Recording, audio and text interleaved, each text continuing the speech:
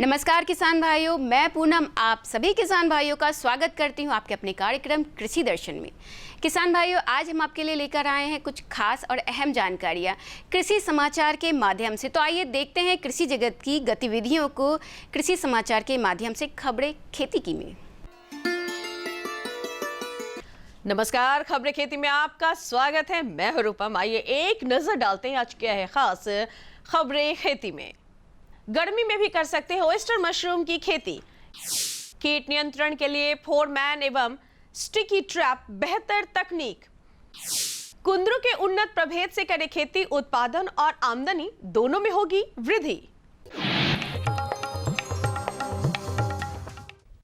पशुपालन क्षेत्र में जोखिम कम करने एवं पशुपालकों की आय बढ़ाने के लिए सरकार द्वारा कई योजनाएं चलाई जा रही है। इसी कड़ी में पशुपालकों को घर बैठे स्वास्थ्य सुविधा मिल सके, इसके लिए प्रदेश की सरकार पशुओं के लिए एम्बुलेंस सेवा उपलब्ध कराने जा रही है। विभाग के द्वारा एम्बुलेटरी वैन एम्बुलेंस के माध्यम से गांव में जाके डोर टू डोर पशु चिकित्सा सेवा किया जाएगा। ये बहुत जल्द ही ये लागू होने जा रही है, जो किसानों के लिए बहुत फायदेमंद होगी।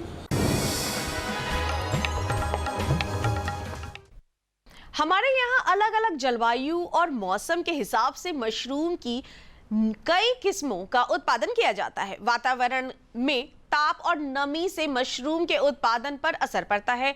वैसे देखा जाए तो मशरूम की खेती के लिए ठंड का मौसम ही उपयुक्त माना जाता है, लेकिन गर्मी के मौसम में भी किसान भाई मशरूम की खेती काफी आसानी से कर सकते हैं।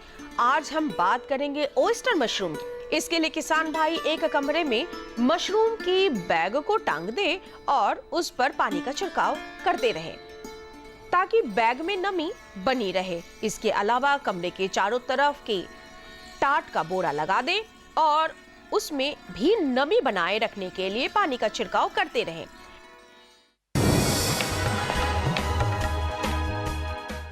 बिना कीटनाशक खेती करने वाले किसानों के सामने सबसे बड़ी समस्या कीट नियंत्रण की होती है। ऐसे में किसान फेरोमोन ट्रैप यानी स्टिकी ट्रैप का इस्तेमाल कर अपनी फसल को बचा सकते हैं। दरअसल कीड़े का लार्वा पत्तियों को छेद कर देता है, जिसकी वजह से पत्तियां मुरझाकर गिर जाती है। कीड़ों को नियंत्रित करने का आसान तरीका है फोरमैन ट्रैप। 1 हेक्टेयर में 12 से 16 पीस फोरमैन ट्रैप का इस्तेमाल कर किसान भाई कीड़ों से निजात पा सकते हैं। इसके अलावा टमाटर की फसल में सबसे अधिक नुकसान फल छेदक से होता है। यह कीट फलों को छेद कर इसके गुद्दे को खा जाती है। इससे बचने के लिए किसान स्टिकी ट्रैप का प्रयोग कर सकते हैं। यह काफी सस्ता और बाजार में आसानी से उपलब्ध भी है और इसे लगाना भी काफी आसान माना जाता है। नीले और पीले रंग के स्टिकी ट्रैप से कीड़े उसकी ओर आकर्षित होते हैं और उसमें आकर चिपक जाते हैं और मर जाते हैं। लतावर्गीय सब्जी कुंदरी एक बहुवर्षीय फसल है, जिसकी एक बार बुवाई करने के बाद कई सालों तक इससे छोटा उत्पादन मिलता रहता है। इसकी सबसे बड़ी खासियत यह है कि एक बार तुराई के बाद वापस 10 से 15 दिन में यह दोबारा उगने लगता है। इसकी उत्पादकता और उत्पादन बढ़ाने के लिए किसान भाई मचान विधि से खेती करें। कुंदरी की उन्नत किस्मों की बात करें तो इंदिरा कुंदरू 5, इंदिरा कुंदरू 35, सुलभा एवं काशी भरपूर इसकी उन्नत किस्में हैं, जिसकी खेती कर किसान भाई अच्छी आमदनी प्राप्त कर सकते हैं।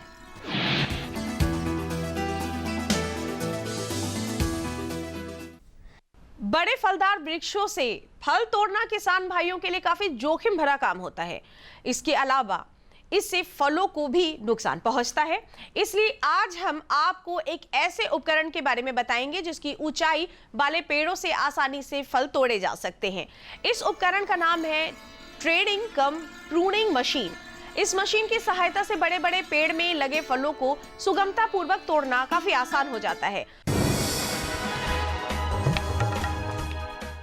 और अब एक नजर मंडी के ताजा भाव पर डालते हैं और चलते हैं आपको लेकर अंटाघाट सब्जी मंडी और जानते हैं हरी और ताजी सब्जियों के भाव। भिंडी 2400 से 2800 रुपए प्रति क्विंटल, परवल 2800 से 3200 रुपए प्रति क्विंटल, करेला 2600 रुपए प्रति क्विंटल, टमाटर 1200 रुपए प्रति क्विंटल। और कैसा रहेगा अगले 24 घंटे में राजधानी का तापमान, एक नजर मौसम के ताजा मिजाज पर। अगले 24 घंटे में प्रदेश भर में तेज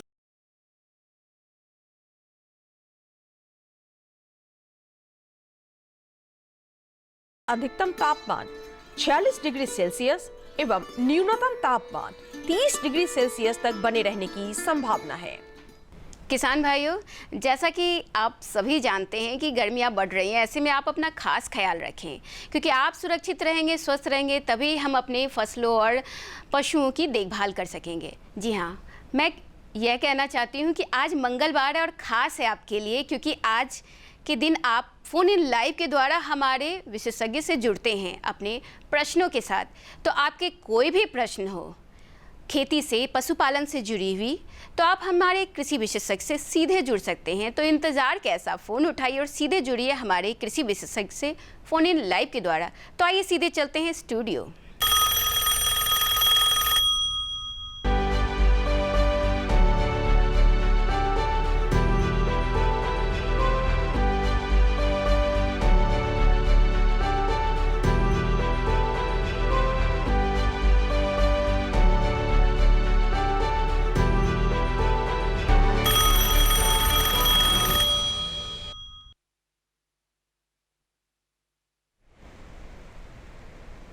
कृषि दर्शन कार्यक्रम देख रहे सभी किसान भाइयों को राकेश कुमार कश्यप का नमस्कार।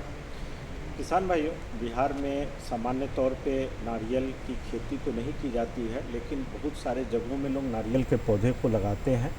कहीं कहीं ऑर्नामेंटल दृष्टिकोण से लगाते हैं, कुछ जगहों पे लोग प्रयास कर रहे हैं कि नारियल की खेती की जाए। तो उसी संदर्भ में आज हम लोग अपनी वार्ता को रखेंगे कि बहुत सारे किसान भाइयों की तरफ से आया कि नारियल के विषय में थोड़ी सी जानकारी दी जाए, तो कैसे वैज्ञानिक विधि से करें नारियल की खेती, जो आपके आय के लिए एक बेहतर जरिया बन सके। चूँकि नारियल विकास बोर्ड का कार्यालय पटना में है, तो मतलब इसका मतलब है कि नारियल के ऊपर सरकार का भी प्रयास है कि आप इस पे जुड़े और इस खेती को करें। तो आज इस विषय पे हम चर्चा करेंगे। हमारे साथ चर्चा में भाग लेंगे राजीव भूषण प्रसाद, जो कि निदेशक हैं नारियल विकास बोर्ड पटना में, जगदेव पथ पे ऑफिस है इनकी। तो आप इनसे जुड़कर नारियल से संबंधित जो भी प्रश्न करना चाहते हैं वो कर सकते हैं। करने के लिए आपको हमारा टोल फ्री नंबर डायल करना होगा। हमारा टोल फ्री नंबर है 1800-3456-171। तो आप इस नंबर का उपयोग करें और उपयोग करके आप अपने प्रश्न को तैयार रखें। तो राजीव जी, सबसे पहला सवाल तो दर्शकों की तरफ से, चूँकि हम लोग भी नारियल को अभी तक जैसा मैंने बताया कि ऑर्नामेंटल दृष्टिकोण से ही लगाते हैं, बिहार कितना मुनासिब है, कितना जलवायु के हिसाब से आप इसको देखते हैं कि नारियल की खेती के लिए अनुकूल है? सभी किसान बंधु को नमस्कार। बिहार क्लाइमेट के हिसाब से अगर हम देखें तो उतना सूटेबल नहीं है, लेकिन हम प्रयास कर सकते हैं और नारियल को लगा सकते हैं। ज़्यादा मात्रा में तो नहीं लगा सकते हैं, लेकिन हम घर के पास में बंड पे जहाँ मछली का पालन कर रहे हैं, वहाँ पे अगर बंड है तो उसके किनारे किनारे भी हम लगाकर इसका फ़ायदा उठा सकते हैं। इसके अलावे जो हम आम लीची का भी बगीचा लगाते हैं, उसके किनारे किनारे भी हम इसको लगा कर कहते हैं उसका भी फ़ायदा उठा सकते हैं। एक प्रश्न और यहाँ पे आता है, हम अपने दर्शकों की जानकारी के लिए, नारियल का अगर उत्पादन के दृष्टिकोण से देखें तो सामान्य तौर पे लोगों के जहन में केरल का नाम आता है। अगर हम देखें देश में प्रमुख रूप से किन किन शहरों में या किन किन राज्यों में इसकी खेती की जाती है? अगर पूरे परिप्रेक्ष्य विश्व की बात करें तो विश्व में 4 जो देश हैं उसमें 80% नारियल की खेती की जाती है, जो कि इंडोनेशिया है, फिलीपाइंस है, भारत है और श्रीलंका है। लेकिन एरिया के हिसाब से करें तो एरिया के हिसाब से, क्षेत्र के हिसाब से इंडोनेशिया प्रथम स्थान रखता है, दूसरा स्थान कहते हैं फिलीपाइंस रखता है और तीसरा स्थान भारत रखता है। लेकिन अगर प्रोडक्शन और प्रोडक्टिविटी की बात करें, उत्पादन और उत्पादकता क्या, तो भारत नंबर 1 पे कहते हैं है। और भारत के अंदर अगर हम देखें तो इसी तरह लगभग कहते हैं 28 राज्यों में और केंद्र शासित राज्यों में 4 राज्य जो है वो 80% नारियल का उत्पादन करता है, जो हमारा दक्षिणी भारत है, जो कि केरला हुआ, कर्नाटका हुआ, तमिलनाडु हुआ, आंध्रा हुआ, इसमें 80% के आसपास होता है। और हम बिहार की बात करें तो बिहार का 8वां या 9वां क्षेत्र या प्रोडक्शन के हिसाब से स्थान आता है। और ये 4 राज्य जो का दक्षिणी भारत का राज्य है, ये परंपरागत खेती करते हैं, जो कि हम लोग गैर पारंपरिक खेती करते हैं। लेकिन भारत सरकार इस पे भी ज़्यादा प्रयास कर रहा है कि जो गैर पारंपरिक जो राज्य हैं उनमें भी कुछ ना कुछ अगर पौधा लगाते हैं तो उसका भी हम अगर फलन होता है तो उसका फ़ायदा हम लोग ले सकते हैं। नारियल की अगर बात करें, किसान भाई जुड़ गए हैं, उनका फ़ोन ले लेते हैं फिर बात करते हैं। हेलो जी नमस्कार। नमस्कार जी, आप अपना नाम बताएं, कहाँ से बोल रहे हैं? जी श्री प्रसाद यादव, ईटवा मधेपुरा से बोल रहे हैं। जी, आप अपना प्रश्न बताइए। जी अच्छी जो है ना कि व्हाइट फ्लाई बहुत नारियल के पत्ती में लगता है जी, और कोई समस्या है? वाइट फ्लाई की समस्या इनके नारियल में? तो वाइट फ्लाई का जो समस्या है वो पहले आपको दक्षिणी राज्यों से होकर अभी बिहार में भी ज़्यादा अभी तो नहीं है, कुछ क्षेत्रों में, जैसे पिछले साल हम लोग का जो मधेपुरा फार्म है वहाँ पे भी था। तो उसका यही कारण है कि जो कहते हैं बारिश अगर होता है तो उसके टाइम में कम हो जाता है। लेकिन अगर हमारे पास प्रेशर स्प्रेयर का है तो उसको हम लोग कहते हैं धुलाई कर देंगे, जो कि डिटर्जेंट और कोई भी आपका कीटनाशक दवा मिलाकर और उसको अगर हम स्प्रे करते हैं तो उसका रोकथाम हम लोग कर सकते हैं। नारियल की अगर बात करें बिहार के दृष्टिकोण से, तो कौन सी प्रमुख प्रजाति बिहार के किसानों को, जैसे जानकारी नहीं होती है तो जहाँ पे भी जो मिल गया वो ले लेते हैं, तो अगर मिल रहा हो तो कौन सी प्रजाति को लेना चाहिए? ऐसे तो अगर हम बात करें नारियल की तो प्राकृतिक में 2 ही किस्म की नारियल है, एक लंबी किस्म जिसको कि टॉल वैरायटी बोलते हैं और एक बौनी किस्म जिसको कि ड्वार्फ वैरायटी बोलते हैं, और तीसरी वैरायटी जो है संकर किस्म जिसको कि क्रॉस कराकर हम लोग पौधा तैयार करते हैं। लेकिन बिहार के केस में अगर हम देखते हैं तो जो टॉल वैरायटी है, जो लंबी किस्म का, वही सबसे अच्छा सूटेबल है, जिसमें कि WCT में WCT है, ECT है, तिपतूर टॉल है और संपट्टी है। ये सब जितने भी टॉल वैरायटी है वो बिहार के लिए सूटेबल है। ड्वार्फ वैरायटी जिसमें कि COD है, CGD है, MOD है, MGD है, MYD है, ये सब गंगा बंडम है। तो इसमें आपका जो ड्वार्फ वैरायटी हो बिहार के लिए सक्सेस नहीं है। अगर इसकी सीडलिंग्स की बात करें तो इसकी उपलब्धता कहाँ पे होगी?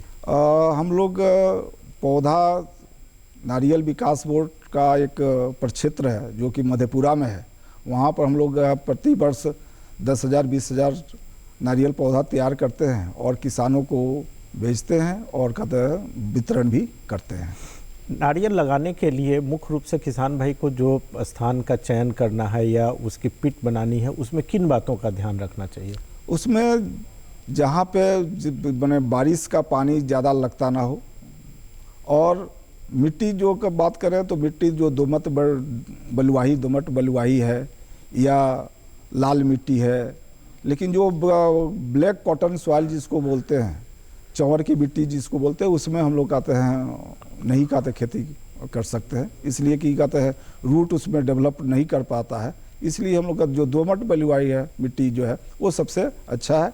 और पिट का जो बनाने की विधि है उसमें हम लोग 1 घन मीटर की पिट बनाते हैं, जिसमें कि आधी मिट्टी नीचे वाली का तो अलग रखते हैं, ऊपर वाली अलग रखते हैं।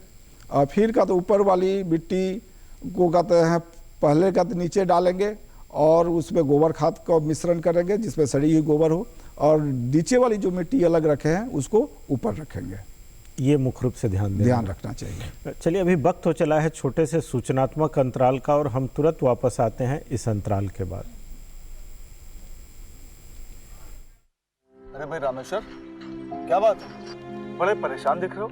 सोच रहा था कि अभी तो हाथ पांव चल रहे हैं तो खेती कर पा रहा हूँ, कल को जब इनमें ताकत नहीं रहेगी गुजारा कैसे होगा? पेंशन से। पेंशन? हाँ, और वो भी हम जैसे किसानों के लिए। अब हम जैसे छोटे किसान भी 60 साल के होने पर 3000 रुपए मासिक पेंशन पा सकते हैं। सच में? हाँ, चलो मैं तुम्हें दिखाता हूँ।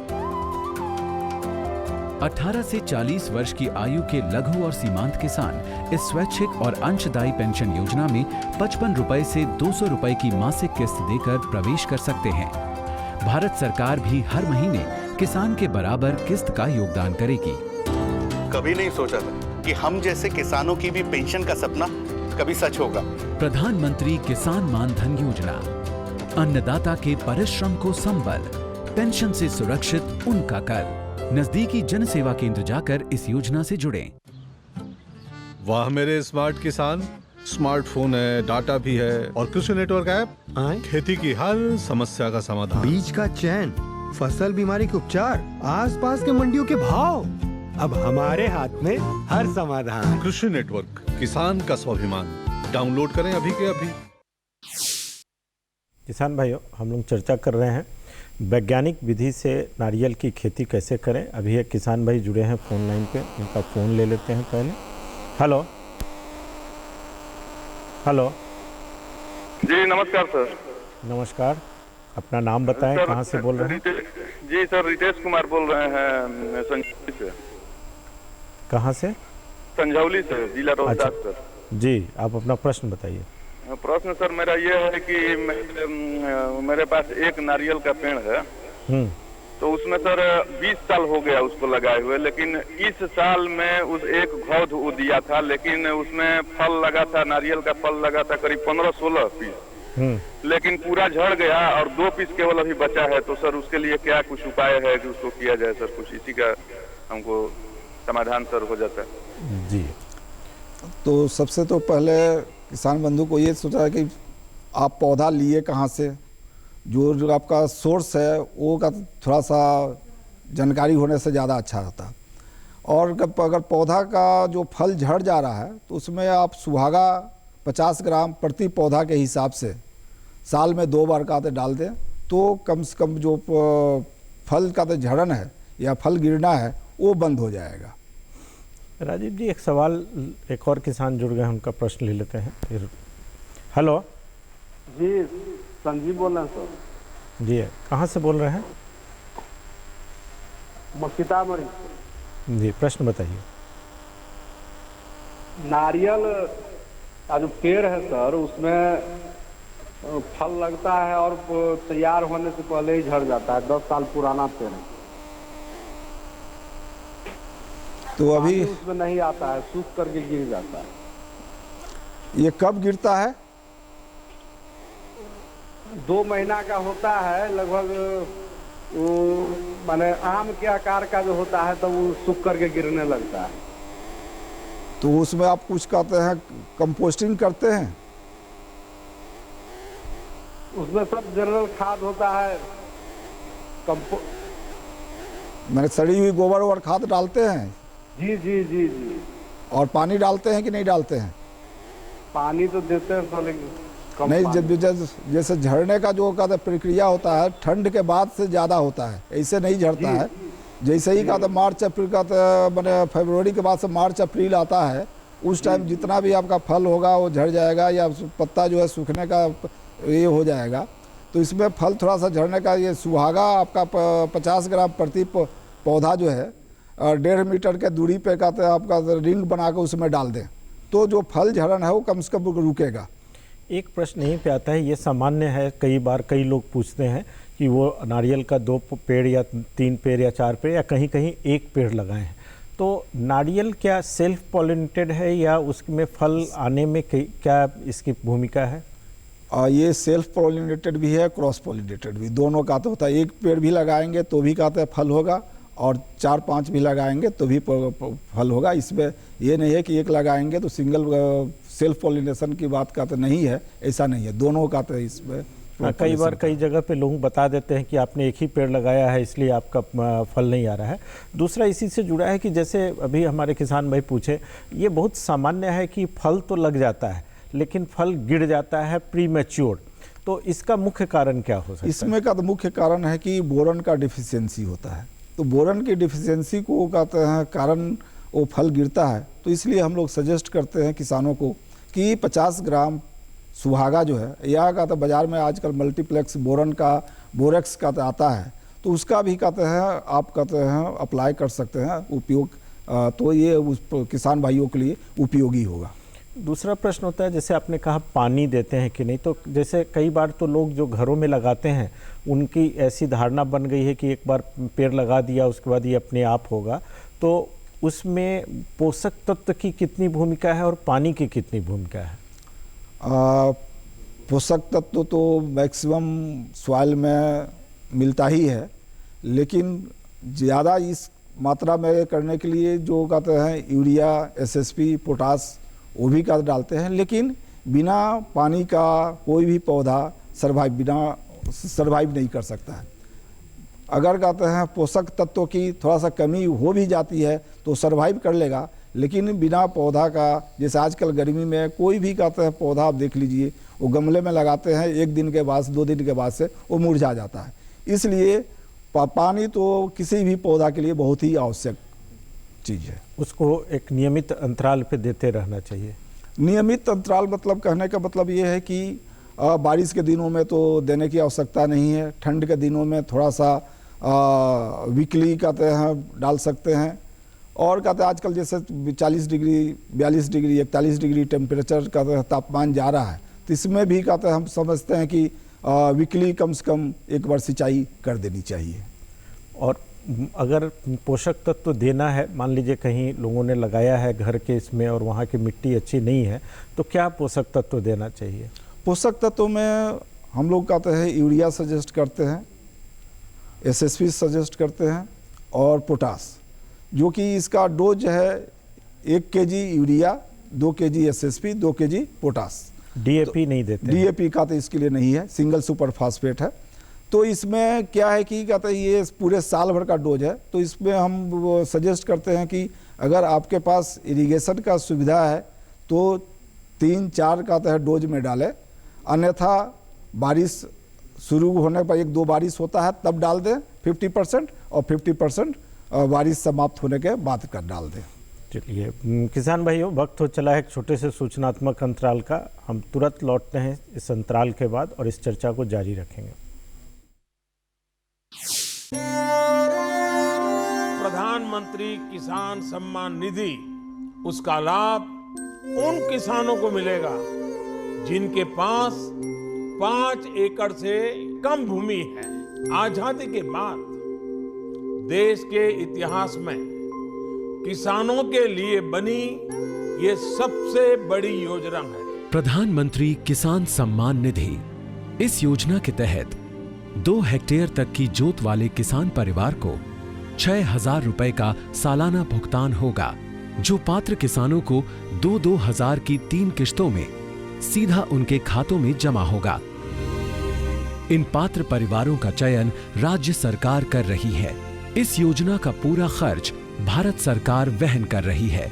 सम्मान, जिस पर हमेशा अन्नदाता का हक था, उसे अब वो सीने पर लगाकर घूम भी सकेगा। प्रधानमंत्री किसान सम्मान निधि, किसान की किसानी का नया अभिमान। वाह मेरे स्मार्ट किसान, स्मार्टफोन है, डाटा भी है और कृषि नेटवर्क ऐप खेती की हर समस्या का समाधान। बीज का चयन, फसल बीमारी के उपचार, आसपास के मंडियों के भाव, अब हमारे हाथ में हर समाधान। कृषि नेटवर्क, किसान का स्वाभिमान। डाउनलोड करें अभी के अभी। किसान भाइयों, हम लोग चर्चा कर रहे हैं नारियल की वैज्ञानिक खेती और उससे जुड़े हुए जो भी समस्याएं हैं उसके ऊपर।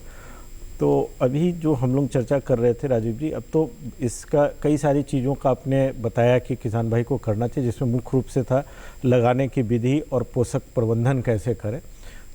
इसमें मुख्य रूप से चूँकि नारियल का पौधा बड़ा होता है, हम लोग सामान्य तौर पे बिहार में लोग उतने बड़े पौधे के लिए शायद तैयार नहीं होते हैं, तो उसमें कीट का क्या संभावना होती है और उसमें उसके नियंत्रण के लिए क्या करना चाहिए? नारियल में मुख्यतः 2-3 ही कीट कहते हैं, ये करते हैं, जिसमें कि एक घेंडा ब्रिंग है जिसको कि राइनोसेरस बीटल बोलते हैं।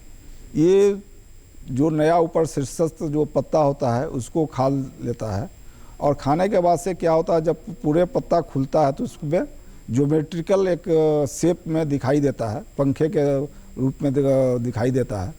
तो इसको देखने से आप समझ सकते हैं कि यहाँ पे राइनोसेरस बीटल जो गेंडा भृंग है और उसका आकार जो है जैसे कहते हैं गेंडा होता है, उसी के तरह उसका कहते हैं आकार भी होता है और उसके आगे का भाग पे एक सिंग जैसा पोर्शन तो से आप पहचान सकते हैं कि ये गेंडा भृंग है।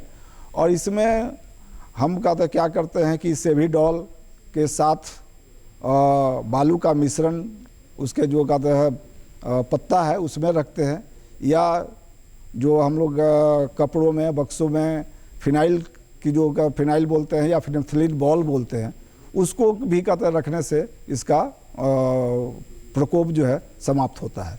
दूसरा है रेड पामोविल जिसको कि लाल ताड़ घुड़ बोलते हैं। तो इसको भी कहते हैं, ये अगर किसी पत्ता में थोड़ा सा अगर कटिंग होता है, माने कट होता है या तना में कटिंग होता है तो वहाँ पे वो अंडा देता है। अंडा देने के बाद से फिर कहते हैं लार्वा बनता है और लार्वा ही इस पौधे को ज़्यादा हार्म करता है। तो इसको कहते हैं बचाव के लिए हम लोग रूट फीडिंग भी करते हैं, कार्बाइड का मोनोक्रोटोफॉस का या कार्बाइडिल का, या कहते फिर कहते हैं उसको कहते जहाँ पे छेदा किया रहता है उसमें भी हम लोग घोल बनाकर उसमें डालते हैं टिप से, ताकि पूरे सिस्टम में वो चला जाए। चलिए किसान भाइयों, हम लोग चर्चा कर रहे थे नारियल की वैज्ञानिक खेती कहें या वैज्ञानिक विधि से कैसे उसका रखरखाव कर सकते हैं। बहुत अच्छा एक विषय पे आपने वार्ता की मांग की थी। इसके अलावा किसी अन्य विषय पे आपको जानकारी चाहिए या कोई विशेष वार्ता चाहते हो तो आप हमें पत्र लिखें। पत्र लिखने के लिए हमारा पता है कृषि दर्शन द्वारा केंद्र निदेशक, फ्रेजर रोड, दूरदर्शन केंद्र, पटना 8,01 पिन कोड है। आप हमें ईमेल कर सकते हैं। हमारा ईमेल एड्रेस है directorddkpatna@gmail.com। तो जब कभी भी आप मेल करें या पत्र लिखें तो आप अपनी जानकारी की जो विषय है उसको थोड़ा विस्तृत में हमें भेजें। राजीव जी, आप आए इसके लिए आज आपका बहुत बहुत धन्यवाद आपको भी।